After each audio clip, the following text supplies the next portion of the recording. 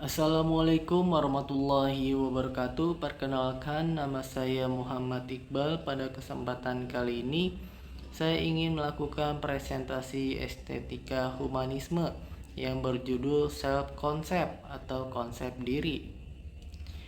Untuk pembahasannya terdiri dari pendahuluan, pengertian, komponen utama, ciri-ciri, dimensi, karakteristik, pentingnya self concept, dan yang terakhir ada kesimpulan.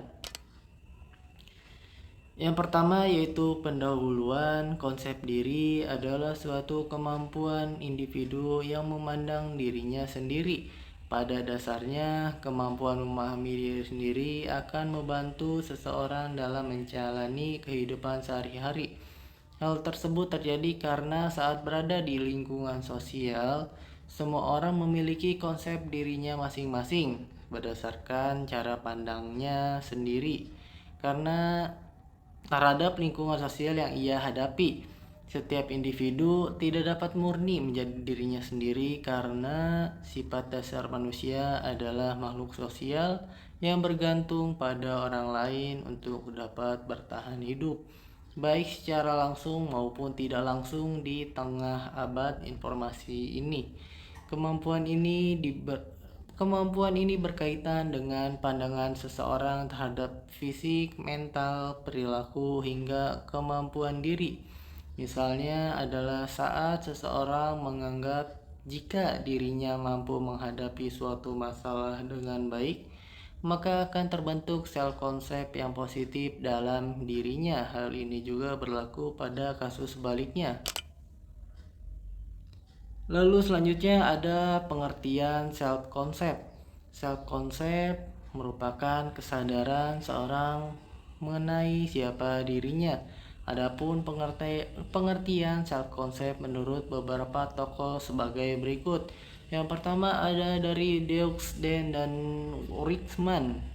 Adalah konsep diri adalah sekumpulan perasaan dan keyakinan seseorang mengenai dan terhadap dirinya sendiri.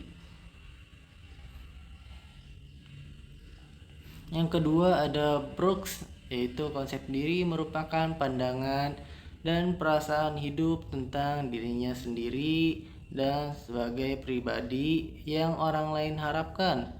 Konsep diri bukanlah hal yang ditimbulkan dari pribadi seorang saja, melainkan ditimbulkan atas interaksi dengan orang lain, yaitu proses sosial.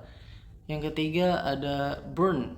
Konsep diri merupakan kesan terhadap diri sendiri secara keseluruhan yang mencakup pendapatnya sendiri terhadap diri sendiri, pendapat tentang gambaran diri di mata orang lain, dan pendapatnya tentang hal-hal yang ingin dicapainya. Dengan begitu, konsep diri mencakup banyak sudut pandang sekaligus, tidak hanya pada satu perspektif saja. Lalu yang keempat adalah Harlock, bahwa konsep diri merupakan gambaran seorang mengenai diri sendiri yang merupakan gabungan dari keyakinan fisik, psikologis, sosial, emosional, aspiratif, dan prestasi yang mereka capai.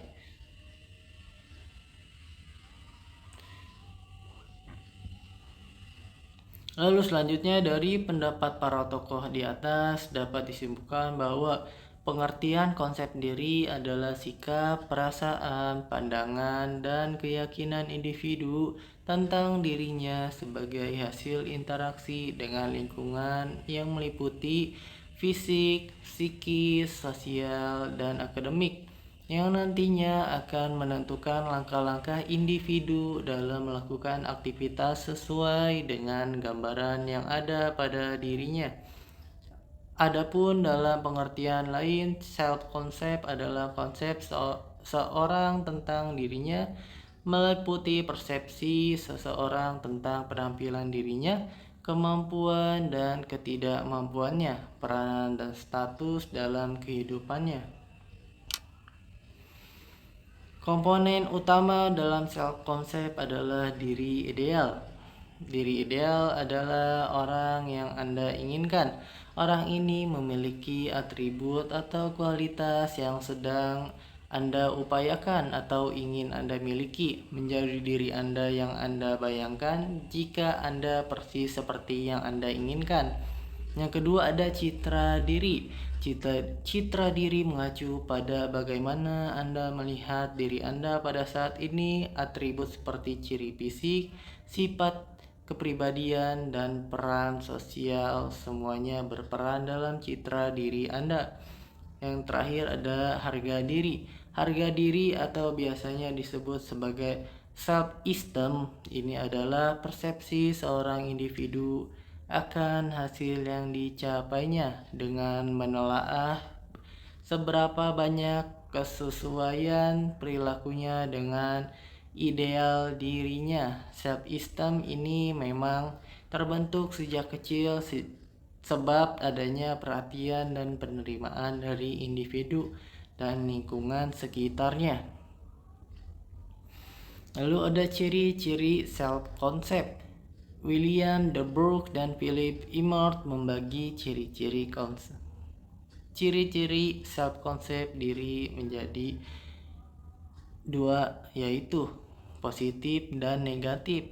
Untuk yang positif itu memiliki kemampuan problem solving yang baik, memiliki kepercayaan diri yang tinggi dan merasa setara dengan orang lain, menerima pujian tanpa rasa malu, menyadari bahwa setiap orang mempunyai beragam perasaan, keinginan, dan perilaku yang tidak seluruhnya diterima oleh dan atau disetujui oleh masyarakat, memiliki keinginan dan harapan untuk memperbaiki dirinya secara terus-menerus karena ia menyadari adanya aspek-aspek kepribadian yang tidak disenanginya dan kemudian berusaha untuk mengubahnya. Lalu untuk yang negatifnya itu sensitif terhadap adanya kritikan, responsif sekali terhadap pujian, krisis berlebihan, merasa tidak disenangi oleh orang, mudah pesimis ketika harus dihadapkan dengan sebuah kompetisi.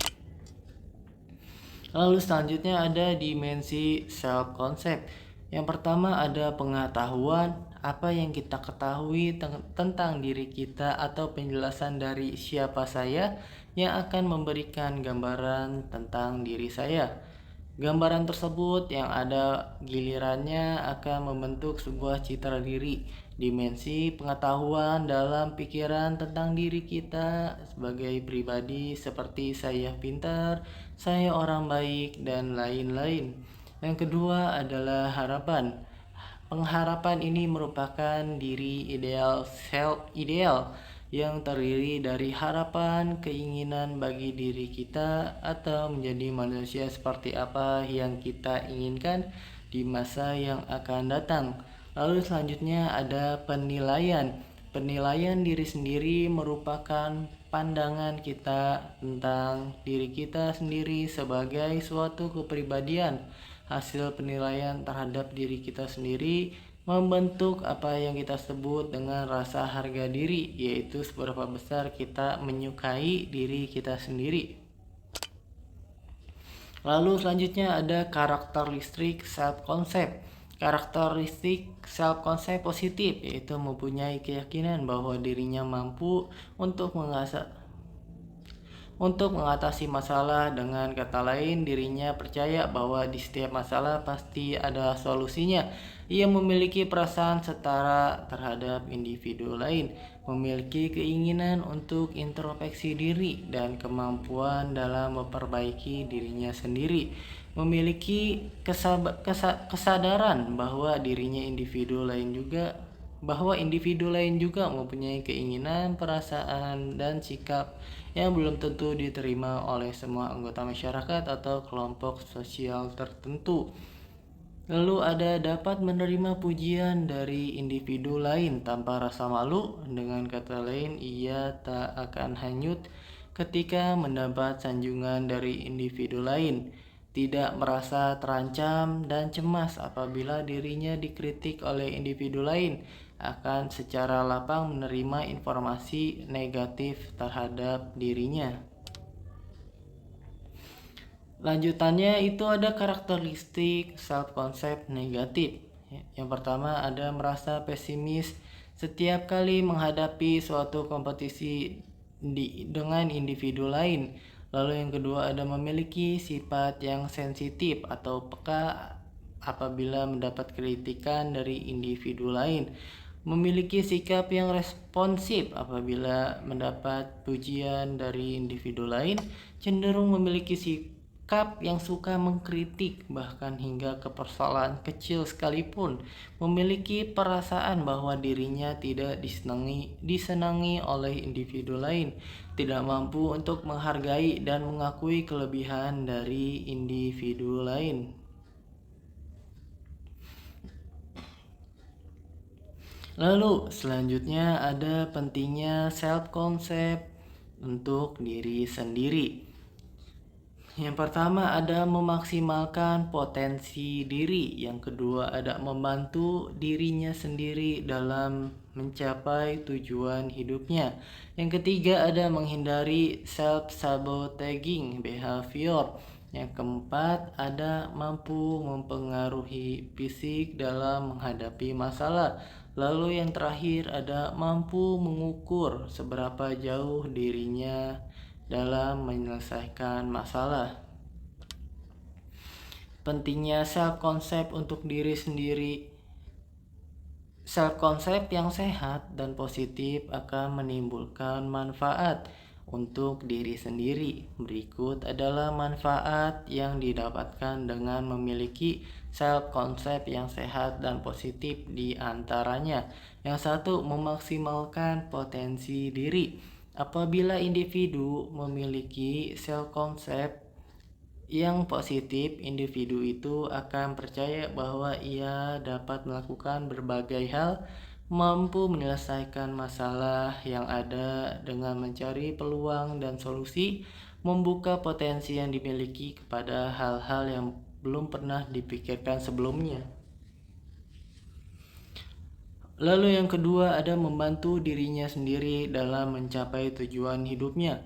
Individu yang memiliki self-concept positif cenderung memiliki sikap yang optimis dan realistis terhadap tujuan yang diinginkannya. Dengan begitu, peluang dirinya untuk berhasil akan semakin besar sehingga tujuan yang diinginkannya pun akan tercapai. Yang ketiga ada menghindari self-sabotaging behavior.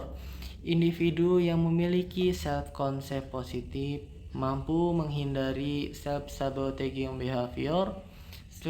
Self-sabotaging behavior sebagai bentuk pemikiran, sikap, ataupun tindakan yang menahan dirinya untuk meraih apa yang ia mau, misalnya goals dalam hidupnya.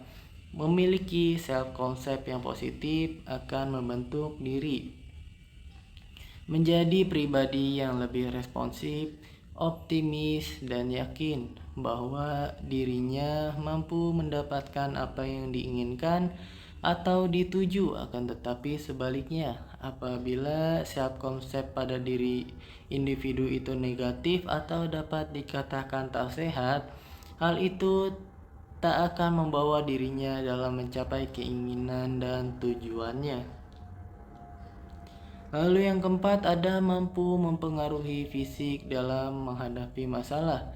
Mempengaruhi perspektif bagaimana individu itu menggunakan fisiknya dalam menghadapi suatu masalah atau tantangan dalam kehidupannya sehari-hari. Contoh simpelnya, seorang individu ingin mengikuti suatu perlombaan lari. Apabila ia memiliki self-concept bahwa dirinya terlalu gemuk untuk dapat mengikuti perlombaan lari tersebut dan akan menjadi orang terakhir yang sampai di garis finish, mungkin saja itu akan terjadi. Akan berbeda bila individu tersebut memiliki self-concept yang positif bahwa dirinya kuat yang akan memenangkan lomba lari tersebut. Bisa saja hasilnya akan sesuai dengan pemikirannya tersebut. Hal ini menandakan bahwa individu yang memiliki self-konsep positif akan mampu mempengaruhi fisiknya dalam menghadapi masalah yang ada. Lalu yang kelima, mampu mengukur seberapa jauh dirinya dalam menyelesaikan masalah. Individu yang memiliki self-konsep positif akan mampu menentukan seberapa jauh ia dapat keluar dari zona nyaman dalam menyelesaikan masalah. Dengan kata lain, dirinya mampu menentukan seberapa jauh kemampuan dirinya untuk menyelesaikan berbagai masalah. Lalu selanjutnya ada kesimpulan. Self-concept adalah pandangan dan penilaian individu pada dirinya sendiri. Hal ini berguna sebagai landasan berperilaku dan menyesuaikan diri dengan lingkungannya. Maka dari itu, ciptakanlah self-concept yang positif agar mampu membentuk kepribadian yang baik pula. Itulah presentasi saya mengenai self-concept. Jika ada kekurangan, saya ucapkan mohon maaf. Sekian dari saya, kurang lebihnya mohon maaf. Wassalamualaikum warahmatullahi wabarakatuh.